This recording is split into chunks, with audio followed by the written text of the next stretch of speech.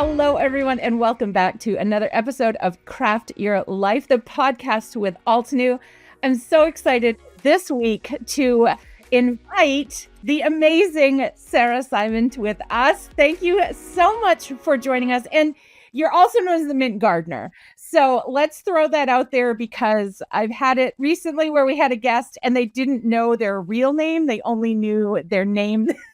They saw them in social media. So welcome, Sarah.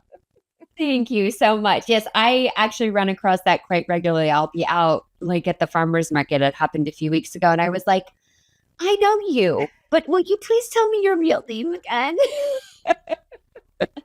But yeah, it's kind of this crazy world that we're in, which is cool. It's almost, I like to refer to the Mint Gardener almost as like my alter ego. Like most of the time I'm Sarah Simon and, you know, I'm picking my kids up from school and I'm in my pajamas and I fight getting dressed. But then every once in a while I get to be the Mint Gardener and I shower and I comb my hair. So a lot of our listeners love the PJs. So you are in the right place. You have the right audience. We are very pro PJ in this industry and at all. We all love PJs here. So yes. Good. I love finding my people. So let's ask first, how the Mint Gardener, how did that come up? Oh, that's a fun question, especially in the spring as we're all starting to like, do we start our seeds?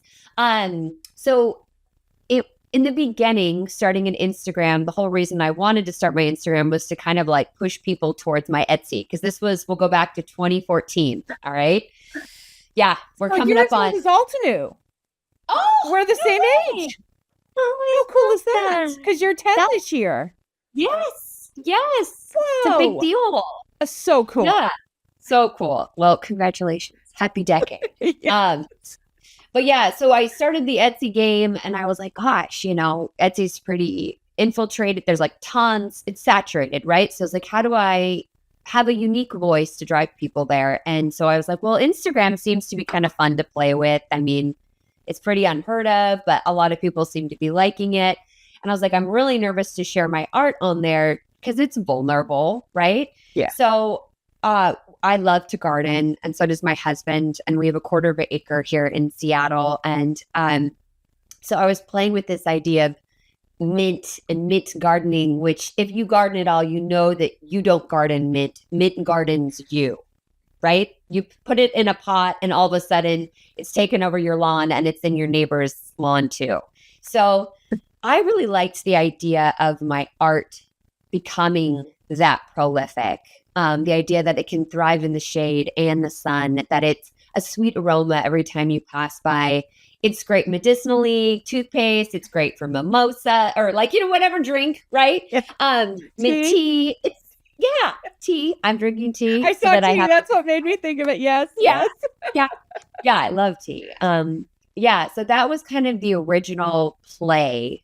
And it ended up becoming a bit prophetic because, right, I started sharing my garden. And then one, middle of the night, morning, it was 4 a.m. And I think I was up nursing. And I was like, I'm just going to put my art out there.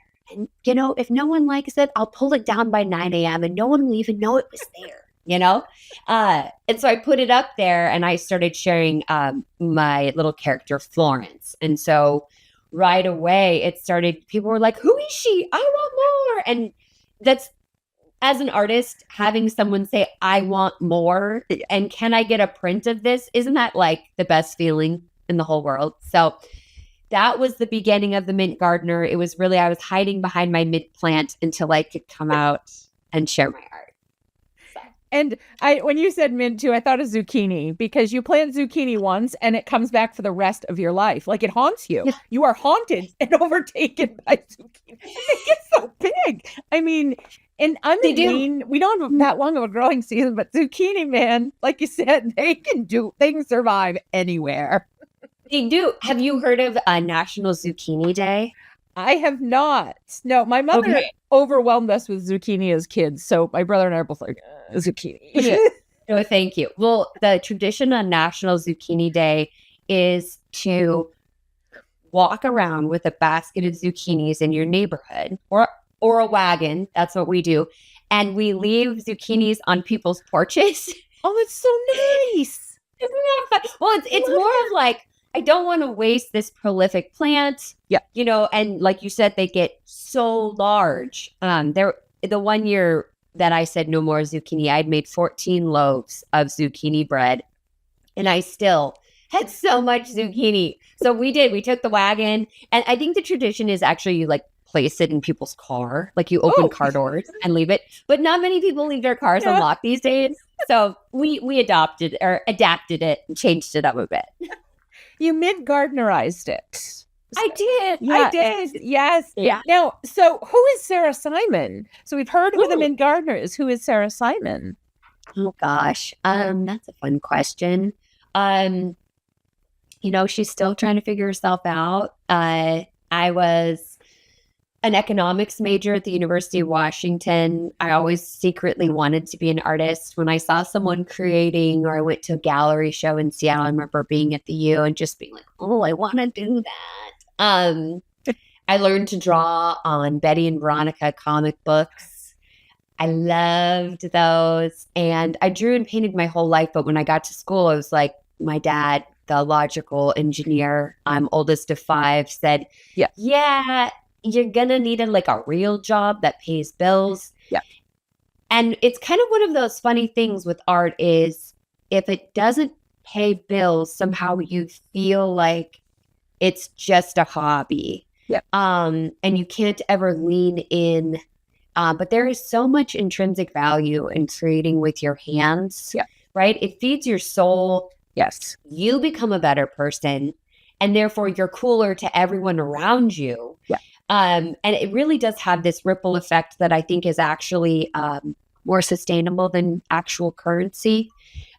So the Mint Gardener became Sarah Simon, and Sarah Simon's becoming the Mint Gardener, and we're just all kind of rolled into one now, which is kind of a cool. So this is the 10-year anniversary for my Instagram, and really putting myself out there as an artist.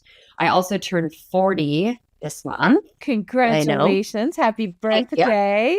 Thanks. I know. Birthday, Mom. I've been joking that it's actually birthday year because it's a big one, right? But yeah, I don't know. It's a funny thing of becoming, right? It's always this new stage of becoming. And I recently reread one of my friend's favorite books. It's Holly Ringland is the author, and it's The 7 Skins of Esther Wilding. And it's this story of a woman who is kind of unraveling who she is, who her sister was, who her family is, and she goes all over the world. And but her 7 skins are these different stages in her life, these different stages of becoming. And she ends up getting really cool tattoos and writing a poem for each stage.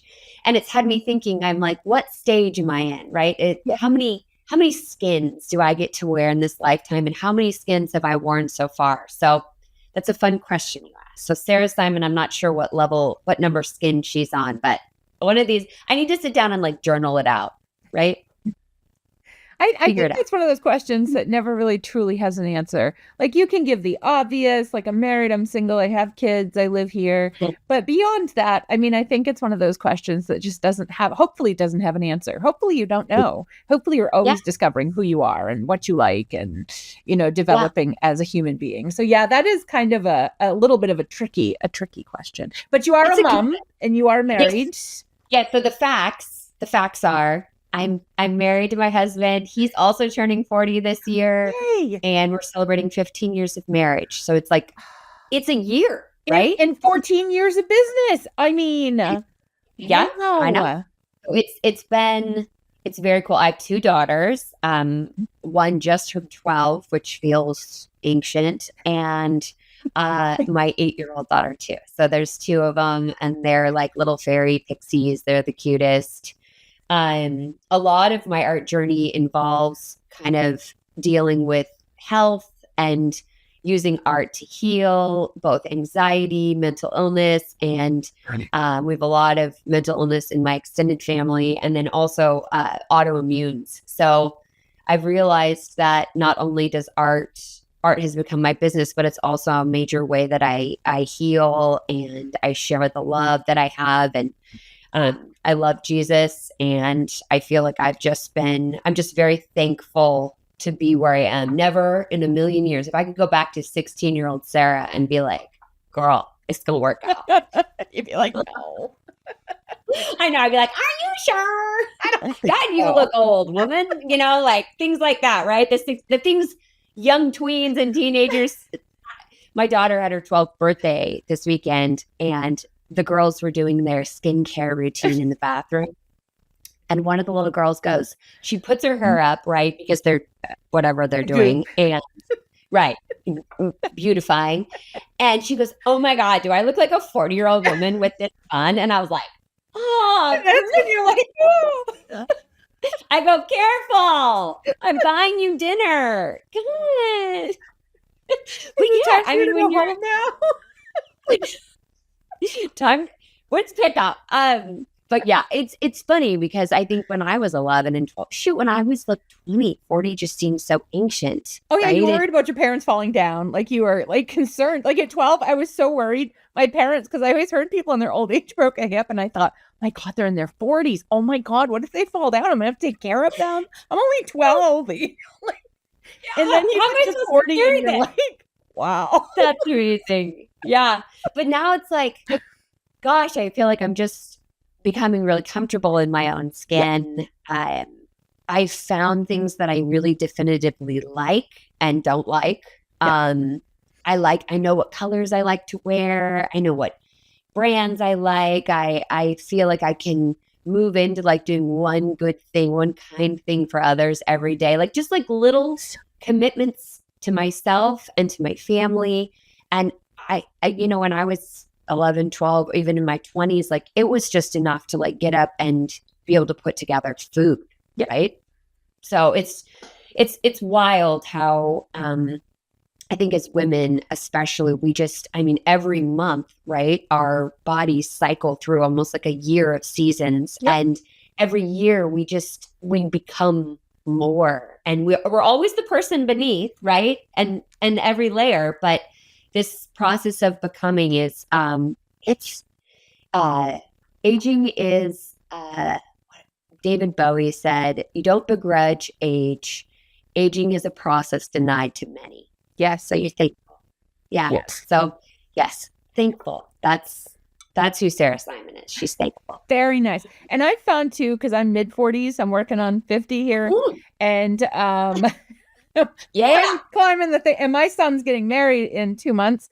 So I was putting you in your like late 20s, girl. Okay. I was like, all right, I'm But I found the 40s has been, like you said, it's definitely been a development of I like this and I don't like it. There's no in between. I either like it or I don't like it. And I don't tolerate the in between as much anymore. It's like, right? No, I don't like that. I don't want to do it. No, I don't have to anymore. I'm almost 50.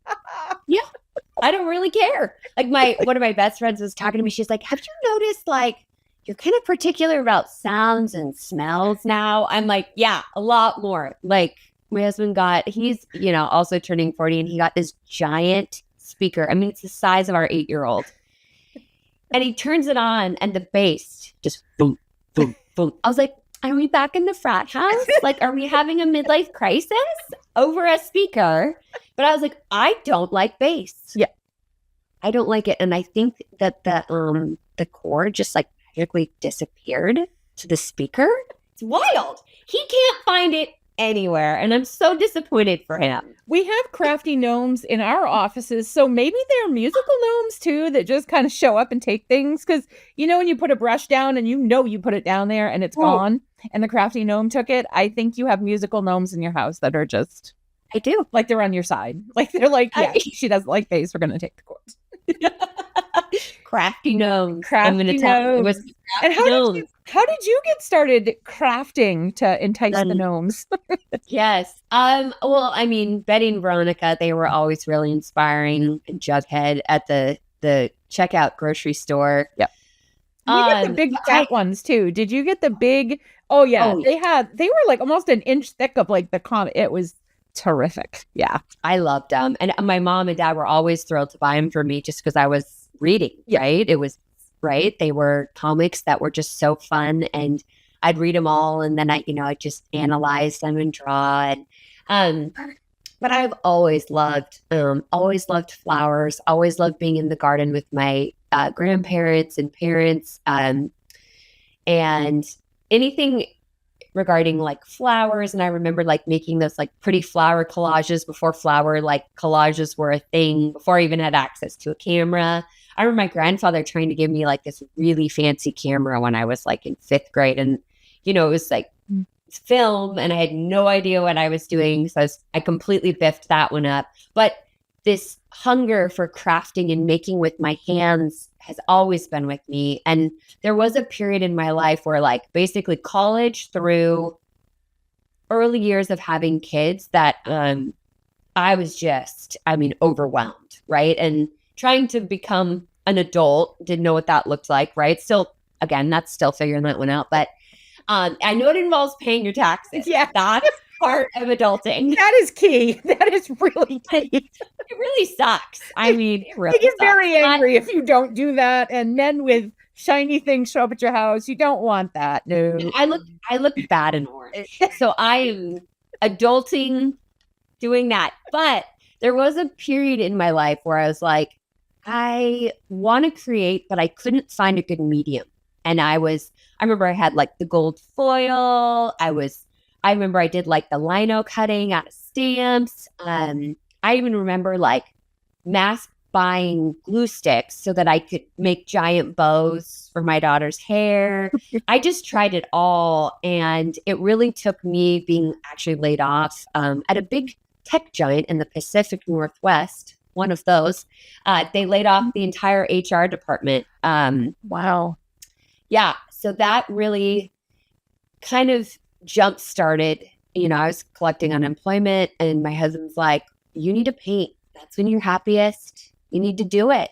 And it was so scary, right? But getting in there and then having that positive reinforcement on Instagram, that was really when I started a very regular practice with ink and paint and regularly creating, and it becoming a part of my life. And it was like I had finally learned to breathe underwater. Like I'd finally become the art mermaid that I always wanted to be, right? And so that was kind of the process, like just trying a million different things and then leaning in where it felt the most natural.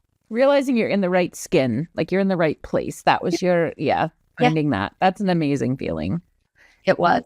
Yeah, it was. How in this big wild world did you find Altenew? Oh, okay. This is such a sweet story. So I have a series of books. My 6th is coming out in May. And last May, we released my 4th book. And Tasneem, actually, she was signed up. She's one of the founders. Yes. Right? Yeah. And am I saying her name correctly? Yes. Yeah. Okay. Tasneem. Right on. Like, yes. like most beautiful human. So she'd actually signed up for one of my long art retreats. Like I do small classes, but I'd had one in Italy, this prolonged, beautiful watercolor art retreat. And then we were getting signups for the one coming up in Seattle at that point. And she was so cute. She signed up. She was so excited. She was reaching out. We were chatting a bunch. And then she found out she was pregnant. And due right when the retreat was. And she's like, I can't go. We were so disappointed. But then she surprised me and flew out for one of the book launches. Oh, wow.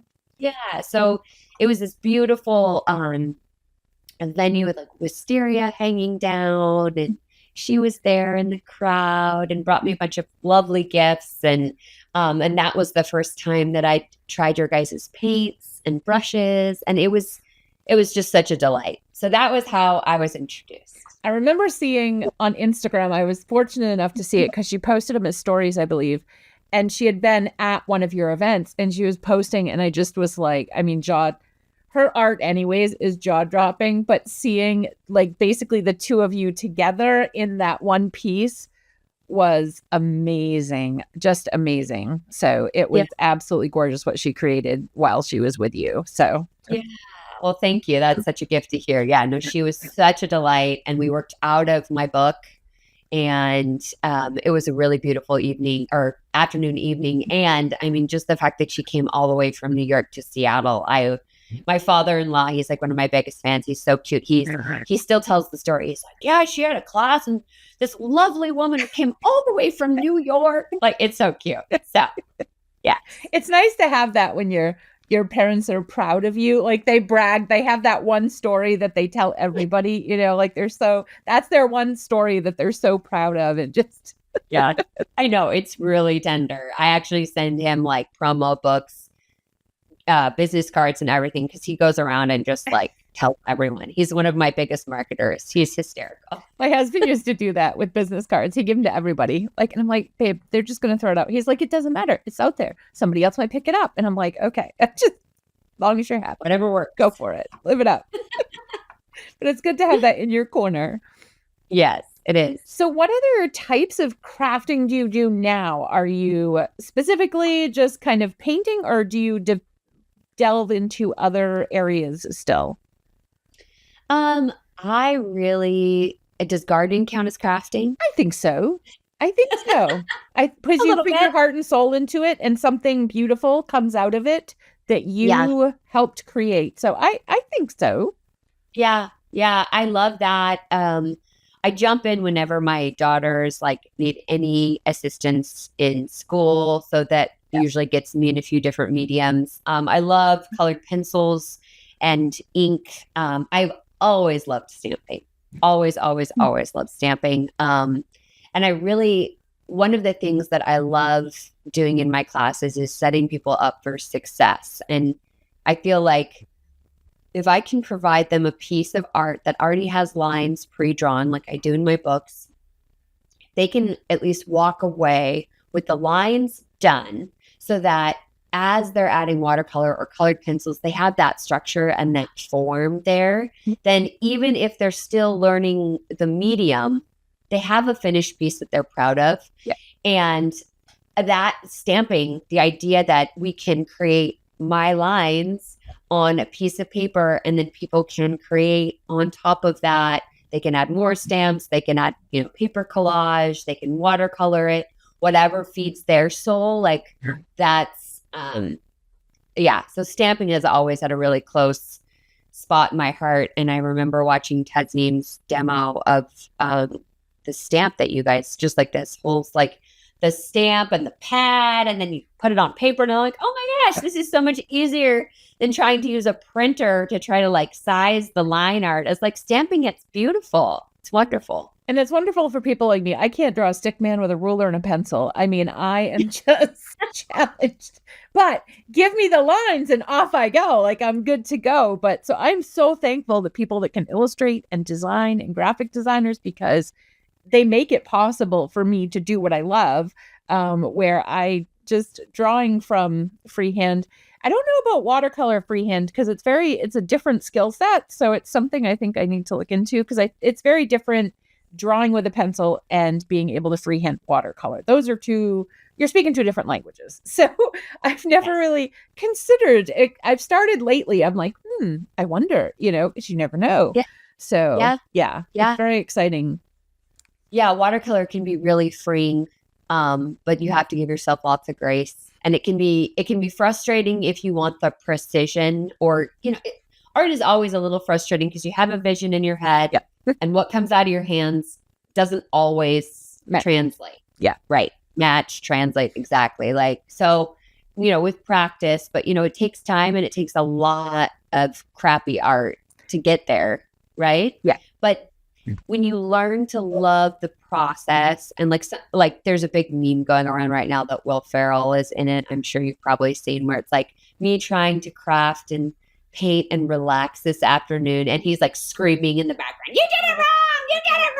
And I'm like, that's perfect, because most of the time when we're creating, if we're not in that beautiful flow, we're hearing that inner voice of, and it's just you just learn to work with it. You're like, get away, go on vacation, But then the more you show up, the more you get used to that, I mean, the more you get closer to finding that flow and that voice, it's very quiet when you're finally, your skill sets are matching your vision. And it just takes time and good instruction, right?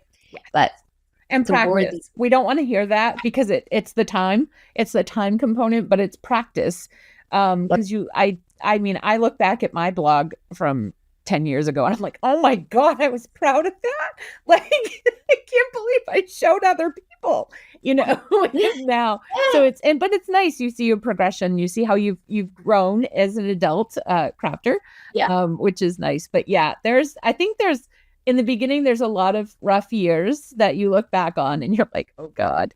And even still, I can come in some days and man, like I'm flying. I'm great. I'm good. Yep. I come in other days and it's like, I feel like just the crafty gnomes are like, they got their battle up, it just, you can't match your vision no matter how hard you try, the ink color's off or you smudge everything or it just, some days it is a really big struggle. And so let's lead to this with this question. How do you craft for you? Do you find time to do things just for you since this is your job? Yeah, I mean, it is a balance. I feel like Rick Rubin's book, The Creative Act, has been really fueling me in that. So obviously reading about art, that refuels me. But also he talks about in his book the difference between being an artist and then I'm blanking on the other word he uses, but basically someone that, craftswoman, right? Yep. And I think that when I'm creating pieces that I'm teaching others to then follow in my footsteps, I see myself as a craft. Like I'm crafting a project. And that's work, right? You have to reverse engineer, you have to plan, you have to have a vision. And that doesn't fuel me as much as when I just let myself go and I give myself permission to say, you're not going to teach this to someone. Yep. This isn't going to make you money. Yeah. This is going to feed your soul. And that is what recharges me. And it's cool because you can share both, right? On social media, right? That's the beast that never sleeps. So you must feed, right? So it's like, okay, I can do both and one really fuels me. But I think people ask me that a lot. And I really do feel like maybe because I came to art through the back door, like I didn't study it. I thought forever I was going to be in HR or economics or insurance or, knowing that I didn't have to pump it for money, that it's just naturally become a business, that maybe it doesn't suck me dry quite as much, right? Because I'm like, okay, I know I can go back to HR. Yep. If I wanted. Yep. If I needed to, right? But for now, the feeding of both works. And so when I'm just creating for myself, that's when I usually find my flow state. And it usually involves watercolors and colored pencils, mixed media. Like I like to layer, I like to bring things in. And that really fuels me. So, which then allows me to see some beauty and pick out little bits that I really like that I can then use to teach others a piece that can meet them where they are in their skills. Yeah. And I mean, you may start out too sometimes where it's a piece for yourself and you get to the end of it and you're like, I've got to teach this. Like this is, I'm so happy with this. I have to give this out, Yeah. And other times it's just for me. And you kind of touched on this earlier, but I think we have a lot in the crafting industry that craft for anxiety. They craft because of depression. They craft because of, autoimmune diseases or long-term illnesses. Or, I mean, we have some that have severe arthritis and have every tool so they can still craft because they love it so much. And it really, you've mentioned a few times that it just resets your soul. It really, there's something about, creating this process, starting from a blank sheet of paper, whatever you're going to put on it and ending with your project. There's something, where you put a piece of your soul into each of your pieces, but it just resets you. It is an amazing. There is actually science behind this. Yep. There is science. You probably are familiar with it, but I was actually just watching it. It's like called the creative reward cycle for basically when we work with our hands. But now there's probably actual scientists watching this podcast and they will know all the correct terms. But from the 30-minute podcast I watched on TED Talks, right? This wonderful woman who is a scientist was explaining how in like, I think it was like the 1920s or 1930s World Fair, basically whenever the television was shared for the first time, is that one of the World Fairs.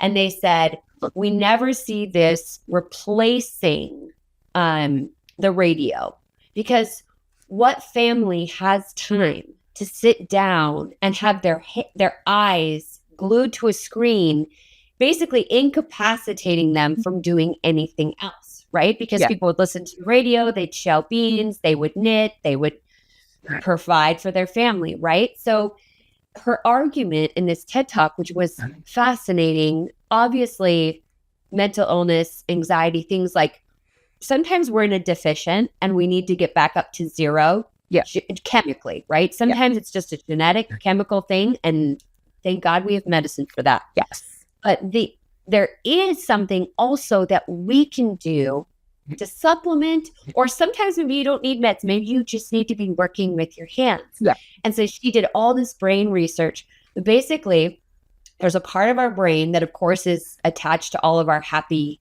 serotonin, dopamine, all those levels, that lights up 80% of the time when we're doing something with our hands.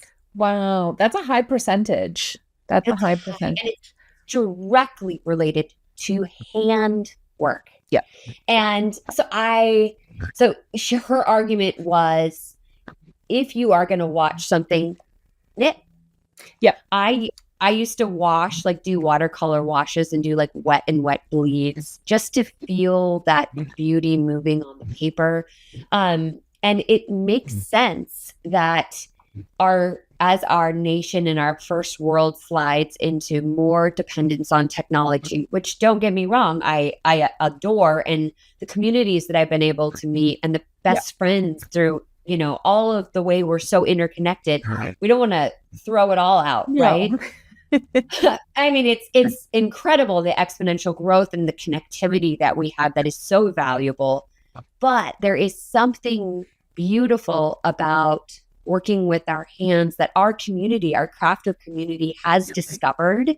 And that people are like, they're slowing down and they're realizing, oh, we need to be doing something with our hands. And that's why I think there is joy and that automatic sense of happiness when we're crafting, and we know we're a part of a community that we can then share and bounce ideas off of, because that other parts of our brains are lit up with that, right? So anyways, fabulous TED Talk, but it's like something called the creative reward cycle. I can send you the link so you can share it. Yeah, that would be amazing. Yeah, it was really cool. So, but there is so much science behind it. That was one of the things, because I'm a master's in social work student, and that was one of the things with when I worked with clients, we had crafting once a week, because I really truly believed there was something just stopping and connecting and, being inside yourself and making decisions that really had no effect on anything. But at the end of it, you've made all these little decisions and you arrive at this project that you're really proud of, and so it was just such positive reinforcement for a lot of clients, which was amazing. And it's always amazing to see people craft, it's just, especially when they're starting out, and they stamp something for the first time, or it always just gives you the warm fuzzies, it just is always. Yeah, it does. And I like that the crafting table brings everyone. It doesn't matter your age. It doesn't matter anything about your background. When I have my classes, I've got people coming from all over the world, and some aren't even speaking fully the same language, right? But they sit down at the table and that is a language as they create together. And that is the coolest thing. And it doesn't really matter who you voted for or what you care about so-and-so. Yeah. It matters do you like Payne's Gray? Of course you love Payne's Gray, right? So there's the community that's created when crafting. So you're feeling good, you're connecting with others, and you're connecting with others about things that actually matter. Yeah. Yeah. right? Yeah. That are Yeah. real, that Yeah. you can feel and touch. So And that are part of your yeah, soul. I mean, if you think about it, we talk about it being soulful, and that's the thing. I think you connect on a soul level with other people. So there's no judgment. There's no, he's a yeah, CEO and she's a cashier. And no, everybody is just a crafter. Everybody's equal. Everybody's together. It's that yeah, bonding moment. yeah, It's just there's something special about events or workshops that you're bonded in that period of time. You have a yeah. special bond that nobody else has, and it's a hard feeling to describe. I've tried many times because we have retreats a lot, and it's just hard to explain to somebody that's never been to one, like what that vibe is. It's just a really cool vibe that you're all in the same place at the same time, same kind of giving of each other, and you're all giving kind of creative energy, and it's just a really cool vibe. It's the best. Yeah. The group in Italy, our first like big retreat that was out of the country, there's a group of women that came and now they come together to each of my retreats, Oh wow. call themselves the Sisterhood of the Traveling Pants. That is And so awesome. one of the husbands like copy and pasted their face on this terrible photo. And it's so funny. And it's cool now. Like they came as complete strangers. Actually, two of them kind of like nipped at each other on the way there on it. An Italian train will do that to anyone, stress you out of your mind. But it's so funny now that they like get together and they're like, I really didn't like this at the beginning. But it's just so cute to like see the evolution. But I think that almost there's something like I watch my daughters with their friends, and I remember the dedicated time I had with friends in high school and college. Yeah. Like that quality time as an adult is near impossible Yes. Yeah. to recreate, right? But I think crafting communities and a retreat, it simulates the best of that, right? It's like, Yeah. we're all here, we all have the same interests, right? Much better than high school, Oh, right? yeah. Oh yeah. Right? Oh, that was rough. College was cooler because Yeah. like you're united in purpose, right? Yeah. And so it's that united in purpose, also like a group of women that are coming together. We've got our third or fourth skins on. We figured ourselves out a little bit more. Yeah. And so that relatability and then that dedicated time, it does something for us that then clicks, right? And we just don't have, between everything we have to do every day, even sitting down for like 30, 40 minutes, it's so challenging. Yeah. So I think that's part of the magic. It's that dedicated time, which we all feel guilty about doing, which is so ridiculous, right? And we feel guilty about. It's usually a treat for ourselves. It's usually, I've been so busy, I've been doing so much, I'm going to take some downtime. And so we rationalize it into, I've done so much, so I deserve this, but we deserve it anyways, Yeah. We need the downtime. Yeah, it's the fuel that then makes us a better human. I'm convinced. Absolutely. I think we've got that equation is reversed. I think that our lives go by so fast. And if we don't pause, right? Yeah. And just say, oh my gosh, look what I'm able to do, or look what I love to do. And I'm going to just carve this time out. I mean, the amount of women that come and then they're like, I made an Excel spreadsheet for my husband so he knows what meals to feed when and when pickup is and when, what women are able to do in our everyday lives. And then what they have to do just to prepare to be gone for 4 days. I mean, the respect I have, any women that just want to go run off in an art commune, I am so with you. I'll be there. My mother-in-law actually talks about that a lot. She's like, we're starting an art sorority. I think it's going to be in Sweden. And when all the husbands die, they get initiated. And it's so awesome. You got to have a plan, so it's good to have a backup. It's a great plan. Yeah. My husband's like, I'll come, but I'll do all the yard work. I was like, sweet. You can sleep in the barn and every once in a while I'll come in if I'm cold or something. We need food. I'll put some food out. Yeah. But yeah, we feel so guilty taking the time to actually feed our souls when really if we paused and did something beautiful for ourselves, it's like hashtag self-care, right? Exactly.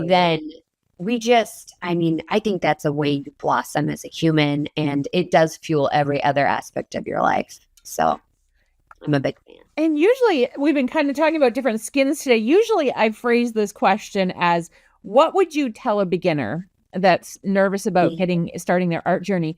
But what would you tell yourself going back?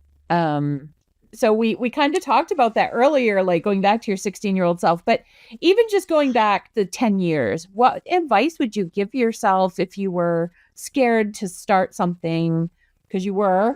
So what kind of advice would you have for somebody that was Sarah 10 years ago now? I like that. I think the scariest part is starting. And then just feeling so inadequate for so long, right? So James Clear has that book, Atomic Habits, and he talks about how to change your life. Like, you see where you want to be in 10 to 20 years. Yes. But you don't know how to get there. And so it's that 1% change that you can do every day, that you can do even on your hardest day. And I would go back and tell my 16-year-old self, you draw every day. You do a 100-day challenge. You draw every day, even if it's a 5-minute ugly scribble. You get pen on your paper and you express yourself. And those add up. And everyone loves buying a journal. So here's how to fill it, right? Or you collage for 10 minutes a day, right? Yep. You rip out a piece of paper out of a magazine that spoke to you, the color palette or the way the light hit the page, like you save that, right? You do something creative every day, even if it's 5 minutes. And I'm doing a 100-day drawing challenge right now. I'm on day 64. And there are a lot of days I do not want to show up. I'm not gonna lie, right? It's my job and I still have a hard time showing up. So props to the people in my community that are showing up. But if when this is over, so many people are like, can we do another 100? I'm doing it. I'm not going to stop the 100-day challenge, even if it's a 5-minute scribble of my nose in the mirror. Like, just do it. Start. Begin. And it's like that, ooh, I have to get on stage. It's like that anticipation of it is the scariest part. Yeah. But if you can just start making scribbles, right? That's my advice. Just start and make it really simple so that even on your worst day and you're laying in bed and you're like, oh my God, I'm so tired. And you're like, I didn't do my drawing. You can still scribble your lamp and feel accomplished. Go to bed. When your husband says, hey, why are you drawing on the nightstand? I gotta get my date. Gotta get it in. Don't be mess with me.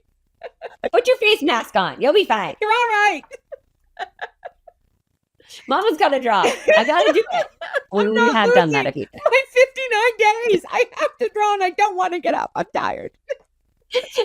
But then, if you do skip a day, giving yourself the grace to start again the next day. Exactly. Right? I think you talked about like the 1%. I think a lot of people set goals that are unrealistic. Like they want to start watercoloring today and they want to be you, tomorrow. And it's or in a month, and I mean, yes, there are some people that are born with just natural talent. My cousin is one of them. She can do anything. She picks it up. She's one of those people that you're kind of like, oh, I wish I were you. You don't want to sit next to them at a retreat. No, you don't want to. Go find another table. She's the sweetest human, but I mean, she does everything well. Like I've never seen her not do something well. And, but most of us, we need that 0.5 or 1% like a day, it's just, like you mentioned earlier, you just try to do something each day. I try to be a better human today than I was yesterday.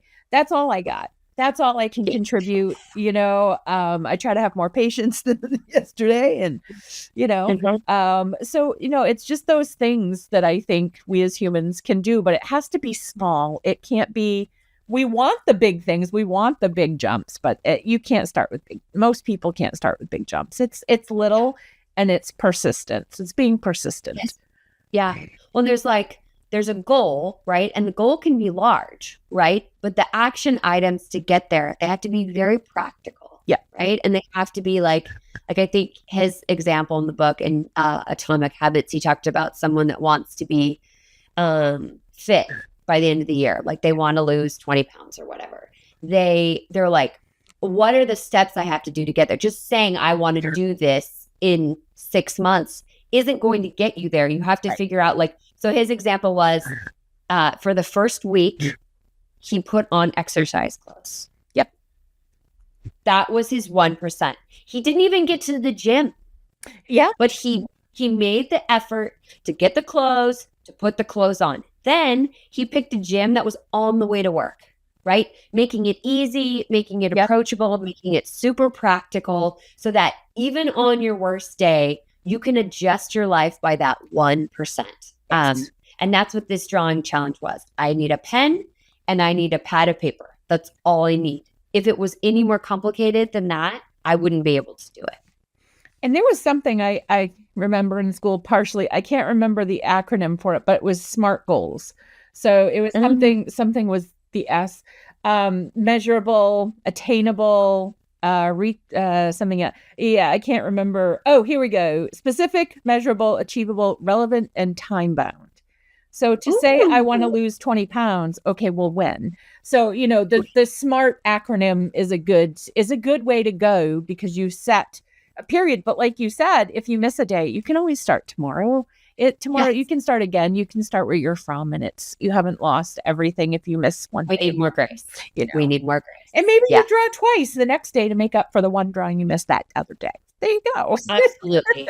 Yeah. I mean, people they're jumping in at day 64 and they're drawing 2 or 3 a day to catch up. And I'm like, hey, I am impressed. Yes. Yeah. There have been days in this 64-day challenge that it was bonkers. Yeah. Like my daughter's birthday. There was no way I was going to be able to get up and draw. So I drew twice the day before. Yeah. And provided for myself. Right. Yeah.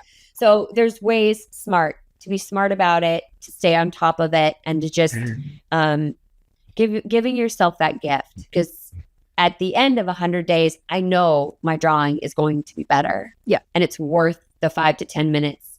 I mean, 5 to 10 minutes, right? Yeah. We drive longer than that every day. Absolutely. So, yeah.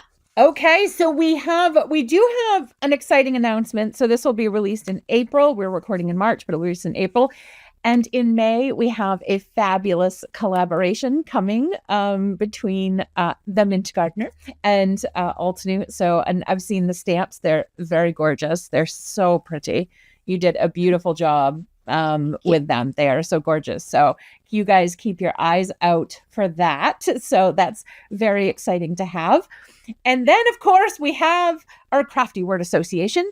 And we do allow the degree of Kevin Bacon. So the 6 degrees of crafty Kevin Bacon. Poor Kevin Bacon. Okay. This is going to follow him for his entire life. And now we have crafty Kevin Bacon too. I don't know if he's crafty or not, but that's amazing. Okay. I love it. Yeah. So if I have to 6 degrees it, I will tell you my jumps. Yes, you can. Yep. Just your theory of going here. Okay. Your first you saw the word. Your first one is smart. That's wild. Okay. The one word that I associate with smart is probably measurable, because it's the next one in our acronym. Measurable success. That's a good one. So that you can feel accomplished, so that you show up the next day. That's a good one. And measurable, you get to see your progress as you move through your art, and you get to feel better as you move through, because you become more skilled. And it's also a ruler. Find yourself. Also a rule. Yeah, we use a lot of rulers. Measurable. If I have to draw those stick man, I got my ruler. Okay, and the next word is blue. Ooh, it's my favorite. Yay! It's my favorite color. I love blue. Wow, the crafty robots are on it today. My elves are working for me. Oh my God. Okay. They really are with you today. Okay. Your last word is garden. Are you serious? Yes. Okay. My word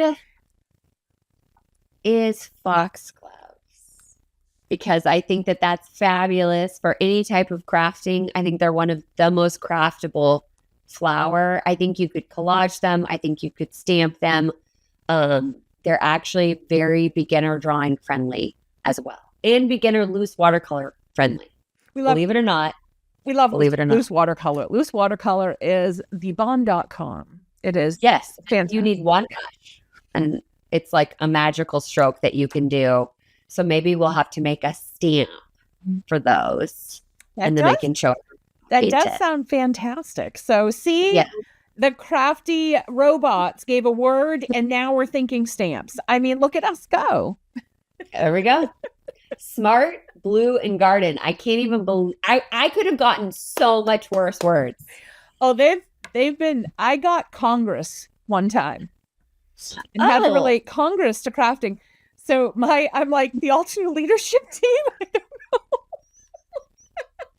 yeah. I So- mean, I always think library. Yeah. So maybe we're scrapbooking.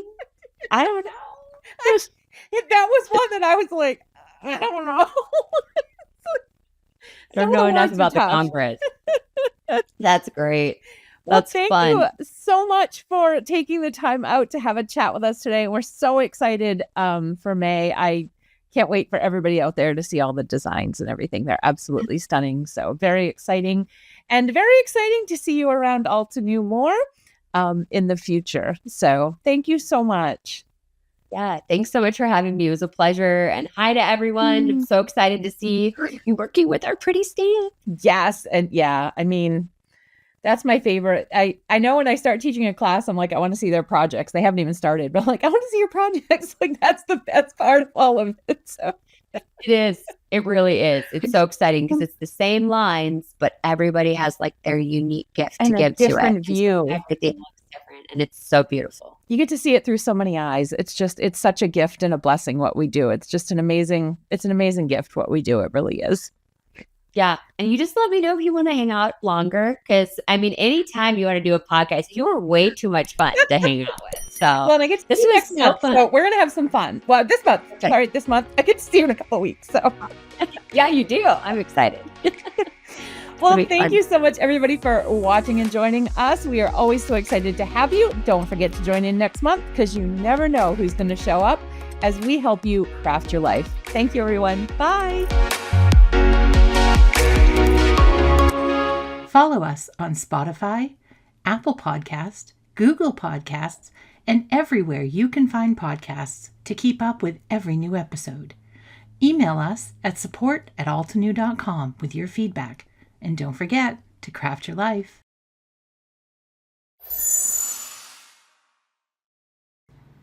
Hello crafters, I hope you enjoyed that video. If you want to see more, don't forget to subscribe to our YouTube channel and hit the notification bell so you don't miss anything. Thanks for watching!